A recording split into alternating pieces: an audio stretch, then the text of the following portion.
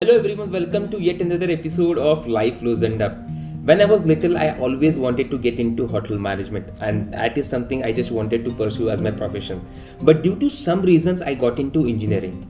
But when I heard that there is one person in my company who was chef and he has transformed his career and he is a scrum master now, I was really blown away. When I started this channel, that was something in my mind going on that I need to talk with Jason on this show. So I invited him, and thank you so much, Jason, for coming on our show. So here are the five takeaways from this interview. Number one, mental hurdles. Number two, goals and its accomplishments. Number three, self-improvement practices. Number four, few advices to his younger self. And number five, few tips for anyone to get into software industry. So guys, watch this show, enjoy this show. If you like it, please click on the like button, and if you want to subscribe, please don't forget to subscribe. Welcome to Life Loosened Up, Jason. How's it going with you? It's going well. How about yourself, Keith? I'm doing good, living my dreams, Jason. Nice. Right off the bat, before putting you on a spot, Jason, I would just want to put myself on a spot. Can I try pronouncing your last name? Is it Jason Squash? Schwarz. Schwarz. Correct. Okay, cool, awesome.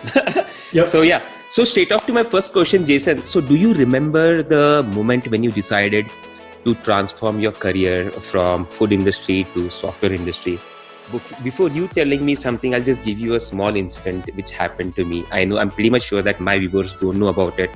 So a few weeks back, we were sipping few glasses of wine and we were pitching different ideas because basically we were trying to start something of our own. And we had this idea about, having a YouTube channel. And then we thought, you know what, this is something wine is talking. We are not talking, because often when you drink those glasses of wine, you spill over a lot of things, and you promise a lot, but you don't fulfill those promises.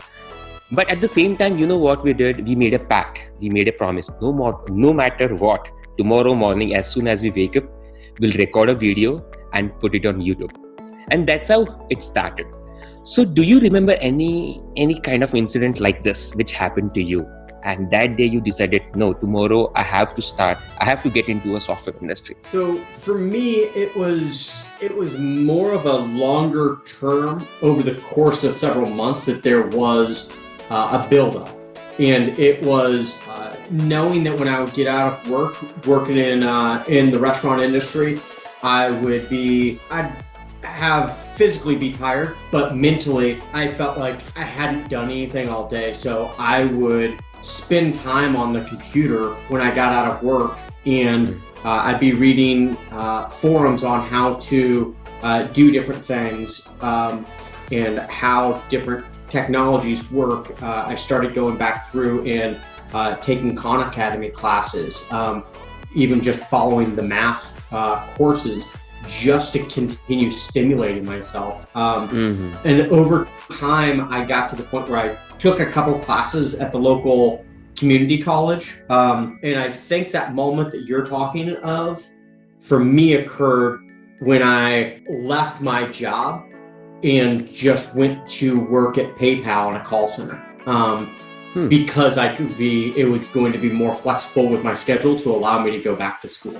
And so putting in my notice was a big moment of realization that this is really happening. So, going from being a manager to giving up all of that in an industry that I had spent many years in and was very successful in, and putting that all away to just go work in a call center that would allow me to go back to school was the intimidating moment. And I'm glad I went through it, absolutely. I remember being very stressed about even going into the job interview because I needed to type a certain amount of words per minute.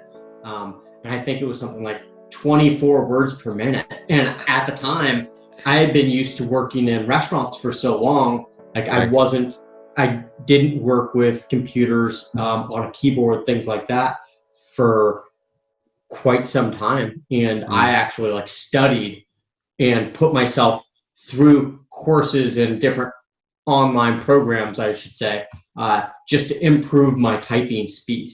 Mm. And now I think of it, and typing is such a quick thing for me now. I'm probably better at typing than I am at just handwriting, or faster at least. So yeah, jumping off that cliff was putting in that notice and then going into the other career field. Mm-hmm. And then it's just been, having a goal and a vision and continuously pushing to get there through self-improvement, additional education, everything I could. So, Jason, do you remember your first job interview in IT? yes, I'm hesitating because I worked in the business side as a business analyst prior to. And going into even that side was a little bit more stressful for me than going into IT. But yeah, the first interview in IT was it was for a project manager. All of the experience that I had gained as a business analyst, I understood the project management aspect of it very well, and I knew the entire life cycle of a project because of that. So the first interview in IT was, nothing's easy by any means, but it wasn't quite as stressful as the first interview leaving behind a previous career. So. Awesome. So, do you recall any major roadblocks while you were transitioning, and how did you overcome it? I think the main roadblocks were always mental hurdles.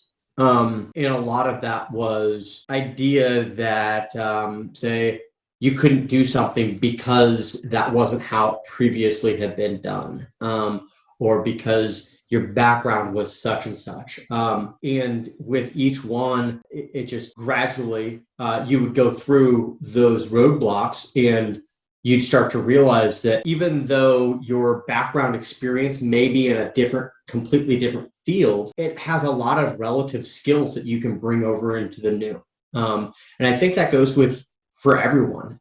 As you continue growing in life, and you start making changes in the path that you're choosing to go down, all of that past that you have is just a foundation that you're going to use to move forward with. And you can use all of those positive experiences or negative experiences to your advantage, and then end up applying it to where you're at. So the roadblocks to me were more not, say, having the confidence of working in an office, because I had been working in restaurants for so many years. But then you start to realize that you have the ability to relate with people, or the ability to have conversations quickly and easily. And all of those roadblocks, you start to realize, weren't really roadblocks. It was just your own misunderstanding of a situation.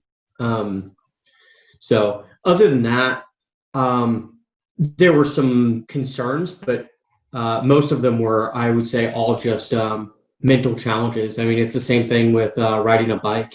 A lot of people will say, oh, like a 20-mile bike ride, that's so long. But then they do it and they're like, hey, that wasn't so bad.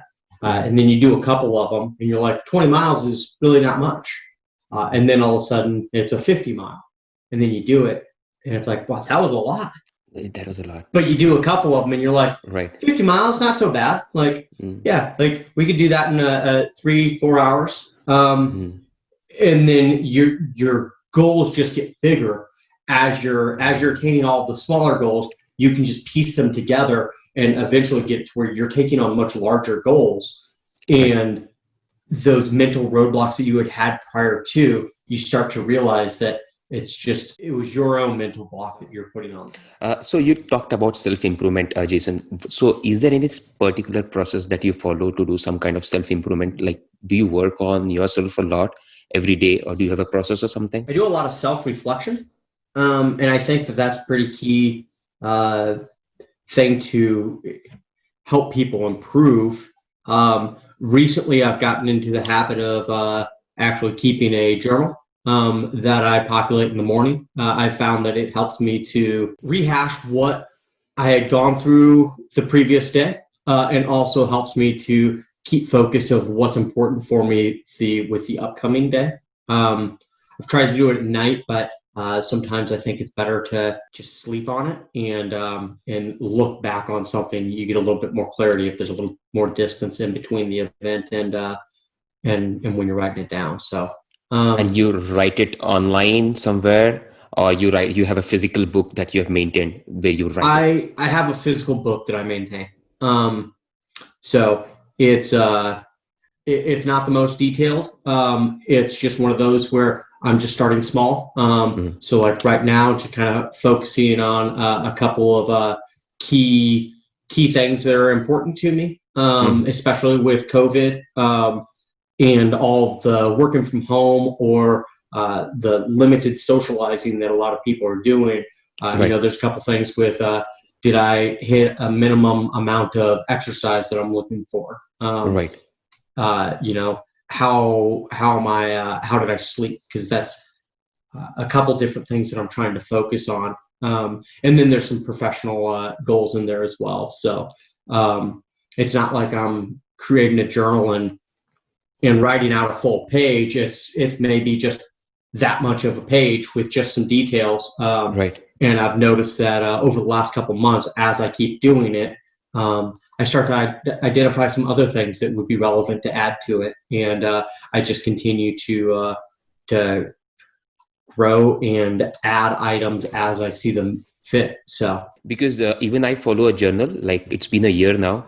I have a Google sheet which is completely private to me. I don't even share it with anyone, not even my wife, wherein I have few columns like what I did, what I am planning to do, and few fears in my life, like which I have to conquer each and every time.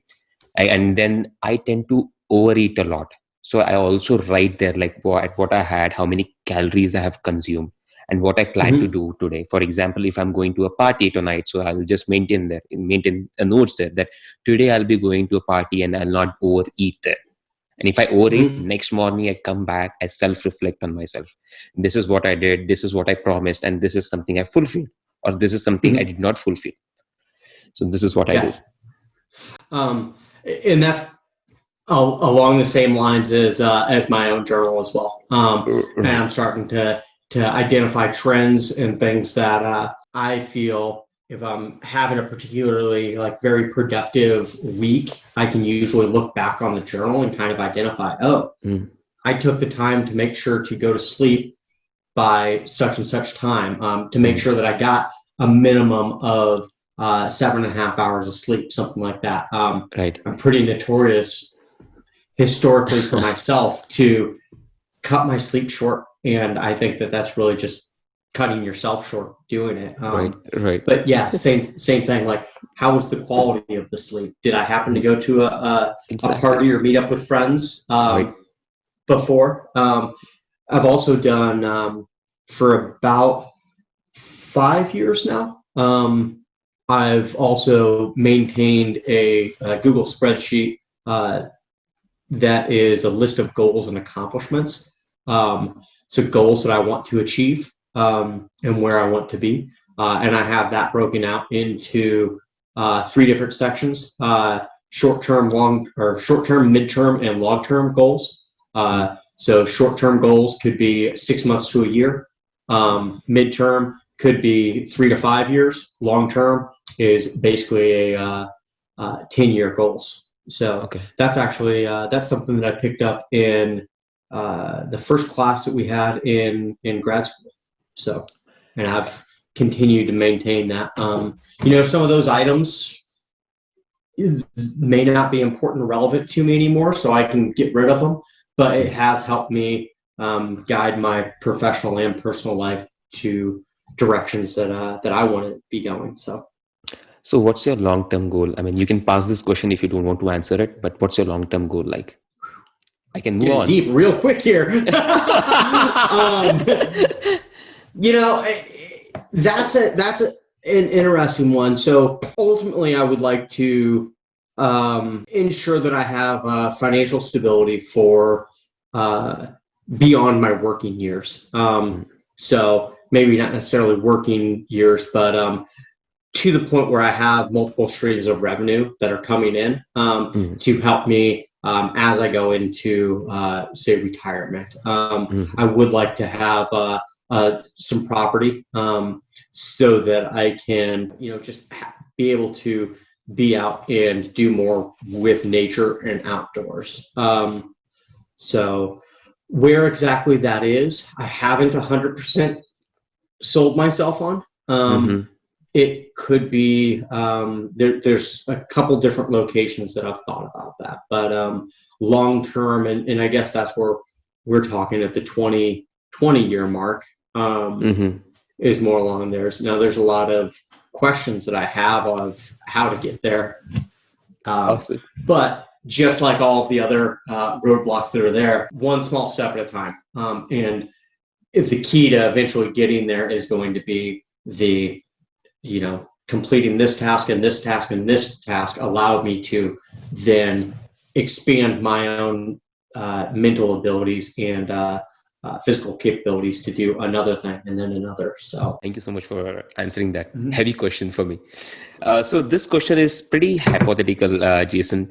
So think that you have a time machine with you where you can go back in your life. And if I ask you that, you can go back in your life and change one thing in your life, what that change would be? I don't know that I would change anything because really it's helped me become the person that I am today.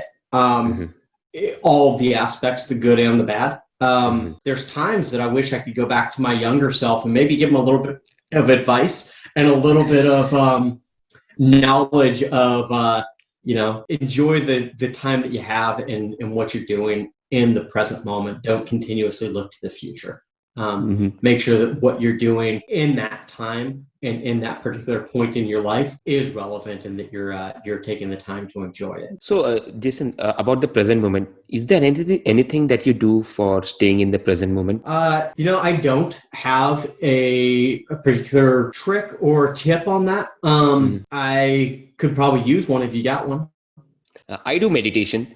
I get up as soon as I get up early in the morning. I do some pranayama and some meditation too. So I follow a lot of spiritual books. And I have a book called Secrets of Meditation by David. So he has written it's a wonderful narrative, and he has narrated each and everything. He has given a few stages of process, like how you have to meditate every day, what time you have to get up, what time you have to do. And he has, he has a model, which I follow a lot. I've been following from last 6 months or so. Or else what you can do is you can download an app called Headspace. Headspace is a really good app. You can take a trial of around 7 days and you can get on with it. It's a really good app. Okay. I will definitely listen to those recommendations.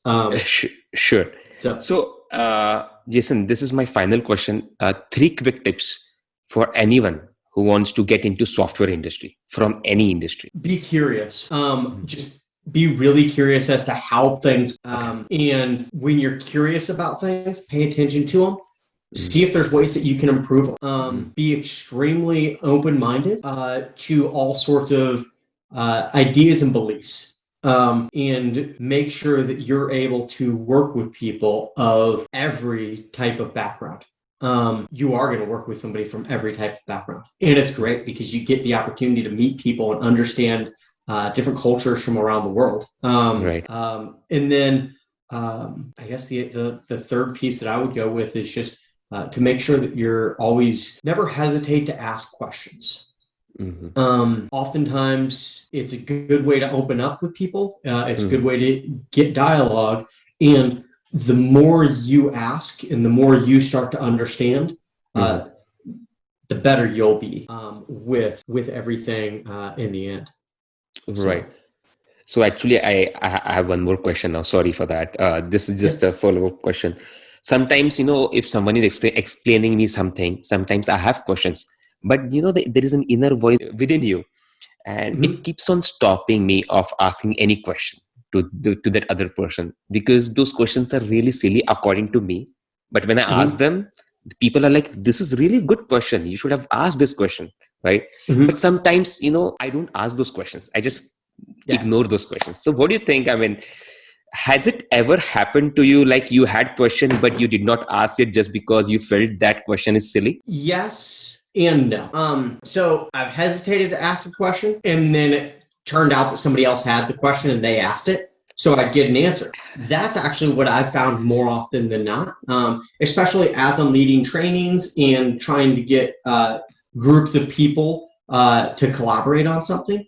Is oftentimes I've found that you may have multiple people in that group that are thinking the same thing. And if nobody opens up that dialogue, then none of those people end up having the question. It's also one that generally, if it's a group of people, if you can get one person to open up and ask a question, it usually ends up making everyone else feel comfortable enough to ask questions as well. And I think that's really instrumental in getting a good feedback, because not only is it helpful for the audience to get a better understanding of the topic being discussed by getting their questions answered, it also gives the speaker or the teacher the opportunity to see where the audience is in the overall knowledge transfer process. So that way the speaker may realize where he has potentially where the audience is and may need to backtrack to make sure that everyone is covering or everyone has a good understanding of different topics. So I've been there where I've hesitated to ask questions, but I highly encourage questions to be asked. Oftentimes, when I've hesitated to ask, somebody else eventually asks the question, and then I realize that I'm grateful that that person asked the question, but it's also one where it reinforces to me that I should have asked the question, because I wasn't the only one thinking it. So if you're ever in the situation where you're questioning if you should ask a question, you should probably go ahead and ask the question. Go ahead and ask it. Yep. Jason, thank you so much for coming to our show. It was really a pleasure to talk to you. So thank you very much, Keaton. No problem.